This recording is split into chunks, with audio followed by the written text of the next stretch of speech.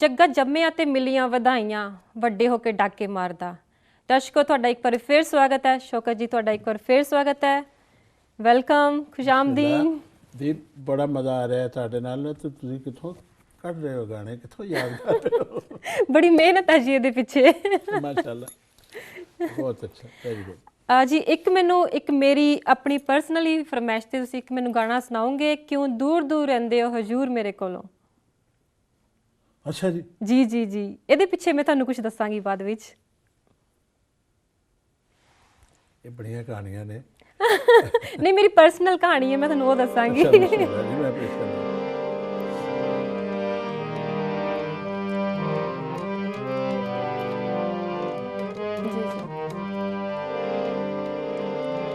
ਜੀ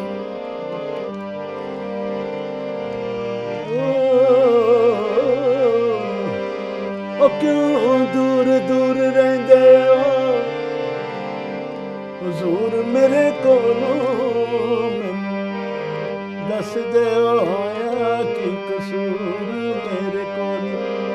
ਕਿਉਂ ਦੂਰ ਦੂਰ ਰਹਿੰਦੇ ਹੋ ਹਜ਼ੂਰ ਮੇਰੇ ਕੋਲੋਂ, ਮੈਨੂੰ ਦੱਸਦੇ ਹੋਇਆ ਕਿ ਕਸੂਰ ਮੇਰੇ ਕੋਲੋਂ। ਨਵੇਂ ਯਾਰਾਂ ਤੇ ਕਦੀ ਨਾ ਇਤਬਾਰ ਕਰੀਏ, ਮਰ ਜਾਈਏ ਜਿੱਥੇ ਇੱਕ ਵਾਰੀ ਪਿਆਰ ਕਰੀਏ।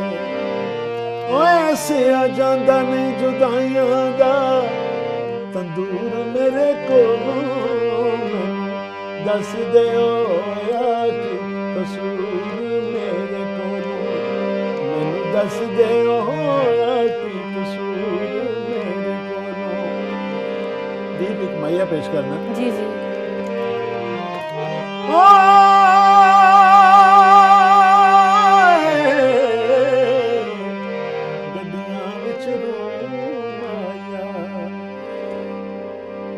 ਗੱਡੀਆਂ ਵਿੱਚ ਰੂਹ ਆਇਆ, ਓ ਇੱਕ ਸੋਹਣਾ ਤੂੰ ਲੱਗਣਾ, ਦੂਜਾ ਫੇਰ ਵੀ ਤੂੰ ਆਇਆ। ਐਡਾ ਰੂਪ ਦਾਨ ਕਰਨਾ ਗੁਮਾਨ ਚਾਹੀਦਾ, ਟੁੱਟੇ ਦਿਲੋਂ ਤੇ ਕਰਨਾ एहसान चाहिदा। ओए सोने रूप दान लुकिया गरूर मेरे कोलों, मैनू दस दे होया कि कसूर मेरे कोलों। लिख लिख चिट्ठियां में घतियां वे अल्लाह, कोई जवाब नहीं आया वे मेरा किसे न दर्द बदा। एकदम ढोला तेरा कोई अंग साथ न जाया वे मेरा किसे न दर्द बना। मैनू दस दे होया कि कसूर मेरे कोलों, मैनू दस दे होया कि कसूर मेरे कोलों।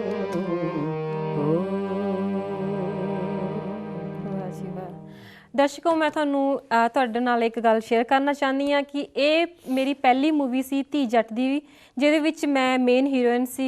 ਇਕਬਾਲ ਢਿੱਲੋਂ ਜੀ ਦੀ ਮੂਵੀ ਸੀ। ਉਹਨਾਂ ਦੇ ਵਿੱਚ ਇਹ ਪਹਿਲਾ ਗਾਣਾ ਸੀ ਜਦੋਂ ਮੈਂ ਪਹਿਲੀ ਵਾਰ ਸੈੱਟ 'ਤੇ ਗਈ। ਮੇਰੇ ਖਿਆਲ 'ਚ ਮੈਂ ਉਦੋਂ 12 ਜਾਂ 13 ਸਾਲ ਦੀ ਹੋਵਾਂਗੀ। ਪਹਿਲੀ ਜਿਹੜਾ ਮੈਂ ਸ਼ਾਰਟ ਕੈਮਰੇ ਦੇ ਸਾਹਮਣੇ ਦਿੱਤਾ, ਇਸ ਗਾਣੇ ਤੋਂ ਕੀਤਾ। ਇਸ ਗਾਣੇ ਨੇ ਮੇਰੀ ਜ਼ਿੰਦਗੀ ਬਦਲ ਦਿੱਤੀ। ਸੋ ਇਹ ਗਾਣਾ ਮੇਰੇ ਦਿਲ ਦੇ ਬਹੁਤ ਹੀ ਕਰੀਬ ਹੈ। ਮੈਨੂੰ ਉਮੀਦ ਹੈ ਕਿ ਤੁਹਾਨੂੰ ਵੀ ਬਹੁਤ ਪਸੰਦ ਆਇਆ ਹੋਵੇਗਾ। ਸ਼ੁਕਰੀਆ ਜੀ, ਬਹੁਤ ਜ਼ਿਆਦਾ ਸ਼ੁਕਰੀਆ। ਇਹ ਵੀ ਤਾਂ ਦੱਸੋ ਨਾ ਕਦੋਂ ਰੱਬ ਸੁਣਦਾ ਫਿਰ। ਦੇਖ ਲਓ ਜੀ, ਕਿੰਨੇ ਸਾਲਾਂ ਬਾਅਦ ਮਤਲਬ ਉਹ ਜਾ ਕੇ ਹੁਣ ਮੈਂ ਤੁਹਾਡੇ ਰੂਬਰੂ ਹੋ ਕੇ ਤੁਹਾਡੇ ਨਾਲ ਇਹ ਗਾਣਾ ਫਿਰ ਸ਼ੇਅਰ ਕਰ ਰਹੀ ਹਾਂ। ਸ਼ੌਕਤ ਅਲੀ ਸਾਹਿਬ, ਜੇ ਅਸੀਂ ਤੁਹਾਨੂੰ ਛੱਲਾ ਨਾ ਸੁਣਿਆ ਤੁਹਾਡੇ ਕੋਲੋਂ ਤੇ ਇਹ ਤਾਂ ਫਿਰ ਦੀਪ ਤੇ ਸਾਰੇ ਗਾਣੇ ਯਾਦ ਕਰ। ਹਾਂਜੀ, ਪਰ ਹੁਣ ਮੈਂ ਆਪਣੀ ਬਹੁਤ ਗੱਲਾਂ ਮੇਰੀਆਂ ਚੱਲਦੀਆਂ ਰਹਿਣਗੀਆਂ, ਪਰ ਇੱਕ ਸਾਡੇ ਦਰਸ਼ਕ ਇੱਕ ਕਾਲ ਆ ਰਹੀ ਹੈ ਸਾਨੂੰ। ਹਾਂ, ਬਿਸਮਿਲ੍ਲਾ। ਮੁਹੰਮਦ ਅਲੀ ਉਹਨਾਂ ਦਾ ਨਾਮ ਹੈ, ਜੋ ਕਾਲ ਆ ਰਹੀ ਹੈ ਜੀ। ਹਾਂਜੀ, ਹੈਲੋ ਹੈਲੋ, ਕਿੱਥੇ ਨੇ ਗਏ ਮੁਹੰਮਦ ਅਲੀ ਸਾਹਿਬ, ਕਿੱਥੇ ਹੋ? ਅੱਛਾ ਜੀ, ਗੁਜ਼ਾਰਿਸ਼ ਹੈ ਜੀ ਕਿ ਤੁਸੀਂ ਜਿਸ ਤਰ੍ਹਾਂ ਛੱਲੇ ਦਾ ਜ਼ਿਕਰ ਕੀਤਾ, ਇਹ ਮੇਰੇ ਵੱਡੇ। ਹਾਂਜੀ ਮੁਹੰਮਦ ਜੀ, अस्सलाम वालेकुम। ਜੀ ਜੀ ਜੀ हेलो ਹਾਂਜੀ ਮੁਹੰਮਦ ਜੀ ਕਿੱਥੋਂ ਬੋਲ ਰਹੇ ਹੋ ਤੁਸੀਂ? आवाज जी आ रही है, आवाज आ बिस्मिल्लाह, रही है? बोलो ਬਹੁਤ बोलो। खूबसूरत आ रही है जी। मैं क्या जनाब क्या हाल है? जी मेहरबानी। आज देख के तुहानू बड़ी खुशी हो रही है। शुक्रिया। हेलो मैं क्या तुहानू आज देख के बहुत ही खुशी हो रही है, बड़ियां पुरानियां यादां ताज़ा हो गई हैं। बिस्मिल्लाह जी, बड़ी मेहरबानी, ਤੁਹਾਡੀ दुआ है। मैं तुहानू पहली दफा गवर्नमेंट कॉलेज लाहौर 1967 च सुनिया सी। अच्छा जी, स्टूडेंट लाइफ। उदों तुसी एक गजल गाई सी कि नए कपड़े पहन कर जाऊं कहां, और वो बिल्कुल डिफरेंट ट्यून सी। ते उस तो बाद बड़े लोगों ने गाया, लेकिन ਜਿਹੜਾ ਤੁਸੀਂ ਉਹ ਗਾਇਆ ਉਹਦੀ ਮਿਸਾਲ ਨਹੀਂ ਦਿੱਤੀ। जी मोहम्मद जी सुनना चाहोगे तुसी? हाँ जी, अगर उसे ट्यून सुनान ते क्या ही बात है। असल वो मेरी ट्यून सी जी ਜਿਹੜੀ मैं पहलों गाई सी, उसके बाद फिर किसी मौसीकार ने बनाई और दूसरे लोगों ने गाई मुख्तलिफ ट्यूना च, और मेरी तो ये सी जी।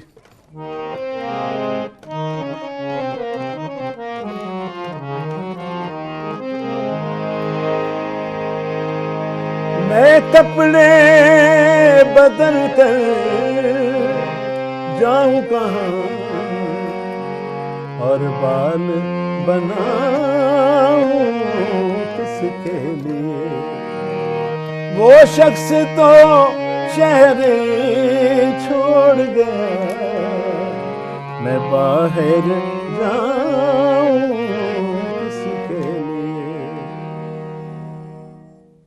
ਜੀ ਸ਼ੁਕਰੀਆ। ਅਸੀਂ ਆਪਣੇ ਦਰਸ਼ਕਾਂ ਕੋਲ ਮਾਫੀ ਚਾਹੁੰਦੇ ਹਾਂ ਕਿ ਅਸੀਂ ਤੁਹਾਡੀਆਂ ਕਾਲਾਂ ਨਹੀਂ ਲੈ ਸਕਦੇ, ਸਾਨੂੰ ਸਮਾਂ ਇਜਾਜ਼ਤ ਨਹੀਂ ਦੇ ਰਿਹਾ।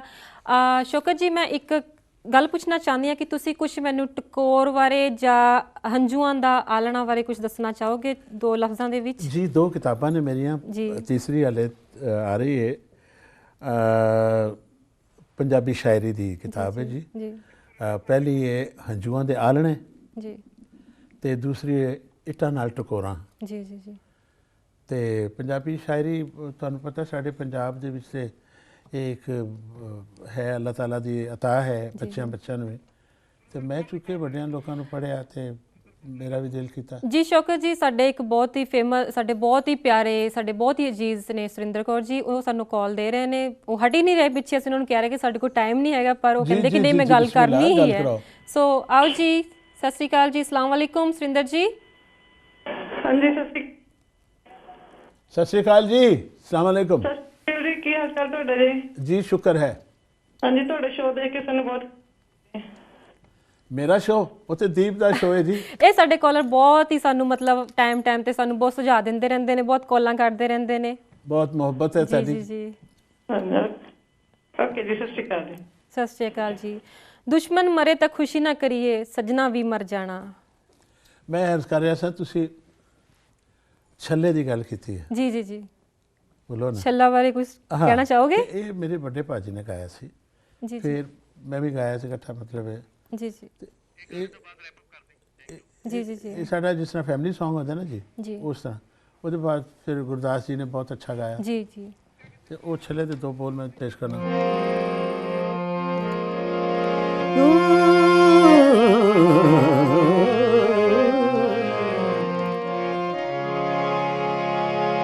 ਜਾਨੀ ਕੋਈ ਮੋੜ ਲਿਆ ਨੀ ਮੇਰੇ ਨਾਲ ਗਿਆ ਜੀ ਲੜਕੇ, ਅੱਲਾ ਕਰੇ ਆ ਜਾਵੇ ਸੋਣਾ ਦੇ ਜਾਨ ਕਦਮਾਂ ਵਿੱਚ ਧਰ ਕੇ ਚੱਲਾ ਮੇਰੀ ਬੂਰੇ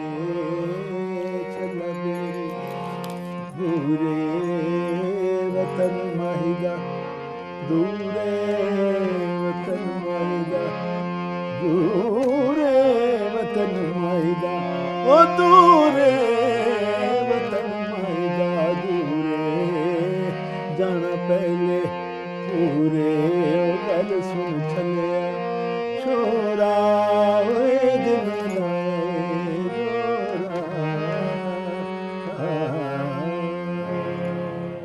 फिर कुछ ਕੁਝ ਦੋਸਤਾਂ ਨੇ ਜੀ ਇਹਦੇ ਨਾਲ ਉਹ ਜ਼ਿਆਦਤੀਆਂ ਕੀਤੀਆਂ ਨੇ ਛੱਲੇ ਨਾਲ। ਜੀ ਐਸੇ ਐਸੀ ਸ਼ਾਇਰੀ ਹੋਈ ਇਸ ਤੇ ਕਿ ਬੜੀ ਤਕਲੀਫ ਹੋਈ। ਮੈਂ ਕਿਹਾ ਯਾਰ ਸਾਨੂੰ ਪਤਾ ਨਹੀਂ ਵਿਛੋੜਾ ਕਿਹਨੂੰ ਕਹਿੰਦੇ, ਅਸੀਂ ਤਾਂ ਪਹਿਲੀ ਵਾਰ ਵਿਛੜੇ।